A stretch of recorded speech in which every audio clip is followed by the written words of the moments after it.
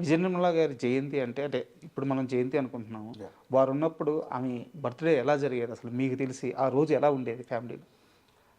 అంటే mostly birthday ఆవిడ celebration ఎక్కువ ఉండదండి, ఫ్యామిలీతో సెలబ్రేట్ చేసుకుంటారు. హ్మ్. ఫ్యాన్స్ ఇవన్నీ వచ్చేటప్పుడు అంటే అప్పుడు చెన్నైలో అయితే తిరుపతి నుంచి వచ్చేవారు ఫ్యాన్స్ ఓకే. చాలా వరకు. బట్ అప్పుడే హైదరాబాద్లో లేను. హ్మ్. ప్రాబ్లీ హైదరాబాద్లో జరిగేది నాకు తెలిసి అయితే బహుశా. మెడ్రాస్లో ఉన్నప్పుడైతే ఆవిడ బర్త్డే ఉంటే ఫ్యామిలీ ఫ్రెండ్స్ ఆవిడ తెలిసిన వాళ్ళు పిలుచుకొని కేక్ కట్ చేస్తారు, మంచి డిన్నర్ పెడతారు, మంచి భోజనాలు పెడతారు, అందరూ డిస్పర్స్ అవుతారు. యూస్ టు బి సింపుల్ నాకు తెలిసి అయితే. అండ్ చాలామంది చెప్పింది ఏంటంటే విజయ నిర్మల గారి ప్రతి బర్త్‌డేకి కొన్ని లక్షల రూపాయల చెక్కులు బయటికి వెళ్తాయి. ఆ, నాకు ఆవిడ బర్త్డే అంటే నాకు ఆవిడ బర్త్డే మోస్ట్లీ హైదరాబాద్లో ఎక్కువ జరిగేది నాకు తెలుసు. ఆవిడ నా ఫస్ట్ బర్త్డే నా బర్త్డేకి ఎక్కువ ఖర్చు పెట్టాను చిన్నప్పుడు ఉన్నప్పుడు. నాకే అర్థమయ్యేది కాదు అది ఎవరి బర్త్డే ఏమి.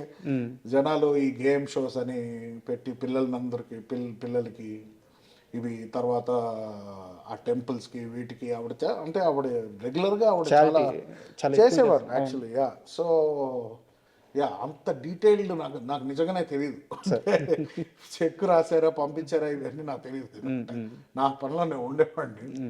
బట్ నాకు తెలిసి అయితే నా కొన్ని బర్త్డేస్ మటు చాలా గ్రాండ్గా చేశాను. దాని తర్వాత ఎప్పుడైతే పెద్ద అయిపోయానో అక్కడి నుంచి కొంచెం సింపుల్. నేను I wanted it to be simple. Sir యాక్చువల్గా ఈ ఇంటర్వ్యూకి వస్తా మీ గురించి తెలుసుకోవాలని చెప్పి నేను మొత్తం ప్రిపేర్ అవుతున్న సమయంలో నాకు ఒకటి అర్థమైంది. నవీన్ విజయకృష్ణ అంటే విజయ నిర్మల గారి కోసం జీవితం మొత్తం మీరు ట్రావెల్ అయ్యారు. అంటే ఆమె ఎప్పుడు ఏ మాట అడిగితే ఆ మాట ఫుల్ఫిల్ చేయడానికే ట్రావెల్ అయ్యారు. 100%. మీరు ఎడిటర్గా అవ్వడానికి కారణం ఆమె ఒక్కరోజు మందలించడమే. ఏంద్రా లైఫ్ ఒక్క క్వశ్చన్ అడిగిన దానికి కొన్ని సంవత్సరాలు మీరు ఇంటికి రాకుండా శబ్దలయ స్టూడియోలో కింద కొనుక్కొని మరి వర్క్ నేర్చుకొని వర్క్ చేసుకొని ఒక సినిమా ఛాన్స్ దక్కించుకొని కృష్ణవంశీ గారితో మళ్ళీ ఇంటికి తిరిగి వచ్చారు.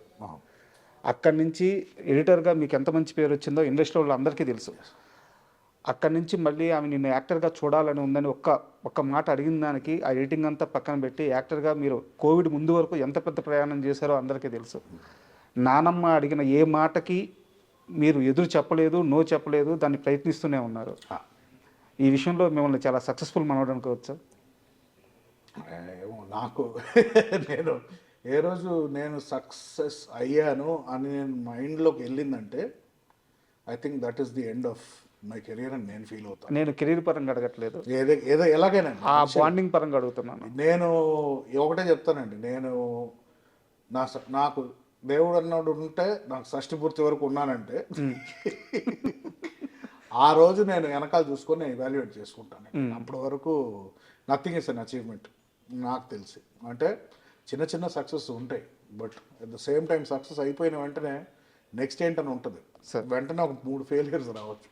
సో ఈ రోజు నేను అప్పుడు సక్సెస్ అయ్యానని కోవిడ్ తర్వాత 4 years బ్యాక్ అయిపోయింది. సో ఆవిడ నన్ను యాక్టర్గా చూడాలనుకున్నారు. నేను ఎప్పుడు డైరెక్షన్ వెళ్తున్నానంటే ఆవిడకి నచ్చలా.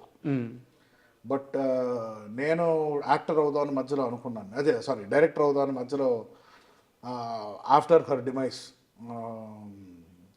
అవుదాం అనుకొని మళ్ళీ నాకు ఆ గిల్ట్ కాన్షియస్ లోపల ఆవిడ ఎక్కడైనా చూస్తూనే ఉంటారు, ఆవిడకి మాట ఇచ్చాము కదా, సరే ఏదో ఒక రకంగా పర్సూ చేయాలి, but I have to be creative. నేను ఇంకా అందరి మీద డిపెండ్ అవ్వలేను.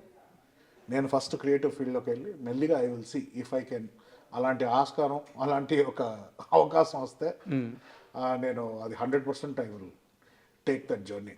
సో సక్సెస్ అనేది I don't think milestones నేను కౌంట్ చేయనండి. ఒకే milestone at the end, retire అయ్యే టైంలో ఎంతమందికి మనం ఎంత సాధించాం, మనం ఎంతమందికి హెల్ప్ చేయగలిగాం, ఇంతే కౌంట్ అవుద్ది లాస్ట్కి. అంటే నేను ఏ ప్రాతిపదికన అడిగానంటే ఈరోజు ఇంట్లో వాళ్ళు బీటెక్ చదివిస్తే, డిగ్రీ చదివిస్తే నెక్స్ట్ ఏం జాబ్ చేయాలని ఇంట్లో వాళ్ళు చెప్తే పిల్లలు వినట్లేదు, వాళ్ళ ఓన్ చాయిస్ ఉంటుంది. బట్ కెరీర్ అంతా ఆమె ఏ మాట అడిగితే ఆ మాట కోసం కెరీర్ అంతా మార్చుకుంటూ వెళ్ళారు. సో ఆ విషయంలో నేను అన్నాను. అంటే అఫ్ కోర్స్ ఎడిటింగ్ చేయాలని ఆవిడ చెప్పలా. అవునవును, యాక్టింగ్ వద్దన్నారు కాబట్టి నేను వేరే ఫీల్డ్ చూస్ చేసుకున్నాను. సో ఎడిటింగ్ అనేది ఇట్ పుల్డ్ మీ. ఎప్పుడైతే ఇంక చాలా హెల్త్ దెబ్బతింటుంది, నువ్వు యాక్టర్ అవ్వు అన్నారో అవి మొత్తం వదిలేశాను ఇంకా. కరెక్ట్. నాకు చిన్న డౌట్, చెప్పండి. 17 ఏళ్ల వయసు అంటే 16-17 ఏళ్ల వయసు, బాగా ఎంజాయ్ చేయాలి, నా రేంజ్ చూపించాలి, ఇలాంటి ఒక మైండ్ సెట్ అందరిలోనే ఉంటుంది. నానమ్మ ఒక మాట అడిగిందని చెప్పేసి వెళ్ళి శబ్దాలయలో ఆ కింద ఫ్లోర్లో పనుకొని అక్కడే తింటా, అక్కడే నిద్రపోతా, అక్కడే పనిచేసేటప్పుడు మీకు ఈ బ్యాక్గ్రౌండ్ ఏం గుర్తురాలేదా? నాకు అక్కడ ఒక సామ్రాజ్యం ఉంది, వేల కోట్ల రూపాయల ఆస్తి ఉంది, నేను తలుచుకుంటే ఏమైనా చేయగలను, ఇన్నిటిని వదిలేసి ఆ ఏజ్లో అంత మెచ్యూర్గా ఆలోచించే అంత ఆ శక్తి ఎలా వచ్చింది? ఫస్ట్ ఆఫ్ ఆల్ అలా ఆలోచించే అవకాశం ఇవ్వలేదు ఇంట్లో ఫస్ట్. ఎప్పుడు ఎవరు, నాన్నగారా నాన్నమ్మగారా? ఏ నాన్నమ్మ గారు దగ్గర నుంచి వస్తుంది, అందరం ఆవిడ ఫుడ్ స్టెప్స్తోనే ఫాలో అయ్యాం కాబట్టి. ఫస్ట్ ఆఫ్ ఆల్ నేను I think around 15 years 16 years అనుకుంటా. ఆవిడ స్విట్జర్లాండ్ ఎక్కడో షూటింగ్కి వెళ్తున్నారంటే జనరల్లీ ఏదో ఒకటి తెచ్చేవారు మాకు అక్కడి నుంచి. ఆ రోజు నేను వెళ్ళి ఏం కావాలి నీకు అక్కడి నుంచి అని అడిగితే నేను వస్తాను స్విట్జర్లాండ్కి అన్నాను. ఓకే. అంటే ఆవిడ నీవు డబ్బులు అన్నారు. లేవన్నా. మరి ఎలా వెళ్తావు అన్నా. నీ డబ్బులతో నువ్వు వెళ్ళన్నారు. నేను నీకు తెచ్చేదే ఎక్కువ, నువ్వు ట్రావెల్ అవ్వాలంటే ఒక ఖర్చు, అది ఎంత అవుద్ది, ఆ కష్టం తెలిస్తే నువ్వు ఎంజాయ్ చేస్తావు ట్రిప్ని. ఊరికైనా వెళ్ళిపోతే నువ్వు అసలు ఆ కష్టం తెలియదు, ఎప్పుడు నేర్చుకుంటావు రెస్పాన్సిబిలిటీని అప్పుడు నుంచి స్టార్ట్ చేశాను ఫస్ట్. ఆవిడ చాలా డిసప్పాయింట్ అయిపోయాను. 2-3 days అలా ఎలా అడిగాడు, అది కరెక్ట్ కాదు కదా, అంత తేలిక కాదు కదా మన life.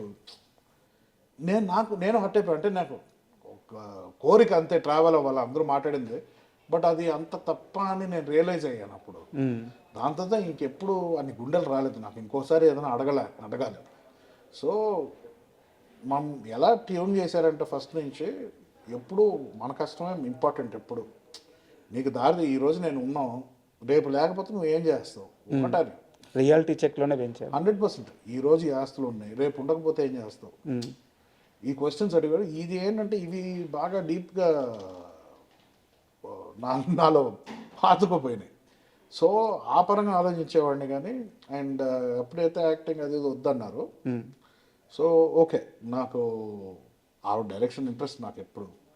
So editing first animation ఏదో ఒకటి చేయాలి, దాంతో ఎడిటర్గా వెళ్ళా. ఇదన్నీ ప్లాన్ చేసుకోలేదు, బట్ ఏదో ఒకటి చేయాలన్న ఒక ఇంట్రెస్ట్తో ముందరికి వెళ్ళా.